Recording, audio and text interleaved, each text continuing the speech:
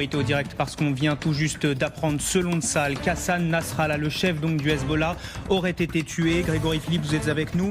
On voit un tweet de l'armée israélienne qui annonce donc qu'Hassan Nasrallah ne pourra plus terroriser le monde. Qu'est-ce que ça change ? Voilà, l'annonce est intervenue il y a 1 minute seulement de la part de l'armée israélienne qui confirme que Nasrallah a été éliminé, tué dans les frappes hier sur Beyrouth. C'est évidemment une information extrêmement importante. On savait déjà que le leader, le dirigeant du Hezbollah était la cible principale des très fortes explosions qui hier ont secoué le sud de la capitale libanaise. Ce matin, l'armée israélienne confirme que Nasrallah a été tué dans cette opération. On va néanmoins rester prudent car les vérifications étaient en cours depuis quelques heures et on attend maintenant un communiqué ou une réaction de la part du mouvement Hezbollah qui pour l'instant ne confirme pas cette information et il faut toujours se méfier, vous le savez, dans cette guerre de communication qui se joue depuis quelques heures. Mais c'est l'information principale de cette matinée, Mathieu.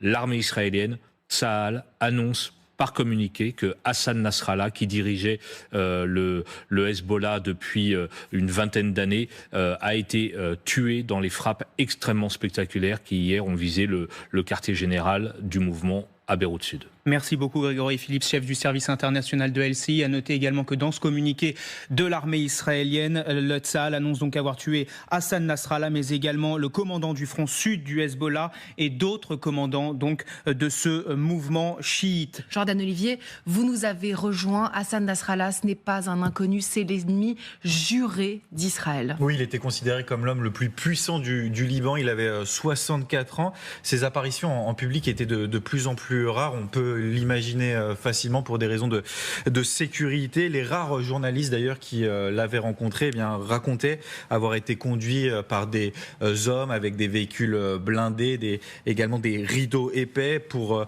la sécurité, pour ne pas voir le trajet où ils allaient rencontrer du coup Hassan Nasrallah. Et c'est finalement en 1992 qu'il prend la tête du Hezbollah pour succéder à Abbas Moussaoui, qui avait été tué, souvenez-vous, dans un raid israélien. Mais véritablement, c'est à partir de 2006, même très précisément en 2006, qu'il est finalement très connu du grand public lors de la seconde guerre du Liban. Il accède même au statut de héros dans le monde arabe. Pendant 34 jours, son mouvement tient tête à Tsahal. C'est lui qui permet, c'est cet événement-là qui permet d'afficher une puissance importante aux yeux du grand public. Il proclamera même, je cite, une victoire divine à l'issue des combats après le retrait de l'armée israélienne.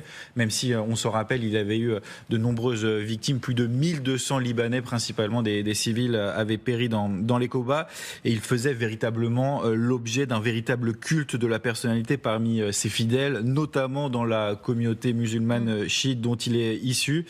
Même si au Liban, il s'était mis plusieurs formations politiques à dos, 2 épisodes avaient marqué notamment la société libanaise. Le premier, il avait été accusé notamment en 2005 de l'assassinat du ministre Rafik Hariri, puis en 2008, autre épisode assez important, ces hommes avaient pris brièvement le contrôle de Beyrouth.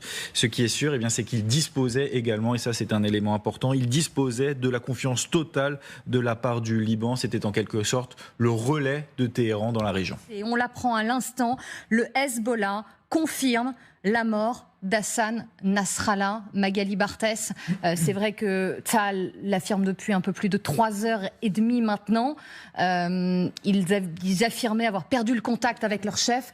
Désormais, sa mort est confirmée aussi de la part du Hezbollah. C'est la confirmation qu'on attend depuis plusieurs heures, évidemment. Enfin, depuis même hier, depuis ces frappes et avec ces bombes anti-bunker qui ont soufflé complètement le QG du Hezbollah. Donc, confirmation à l'instant du Hezbollah. La question que l'on se pose maintenant, c'est un successeur à Hassan Nasrallah. Est-ce qu'il va être désigné ou pas dans la foulée?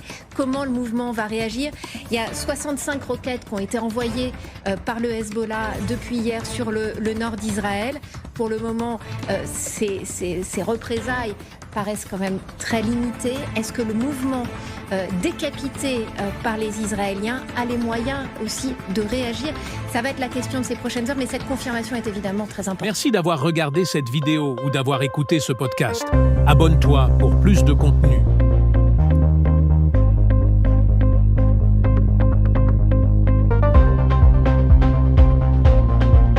Merci d'avoir regardé cette vidéo ou d'avoir écouté ce podcast. Abonne-toi pour plus de contenu.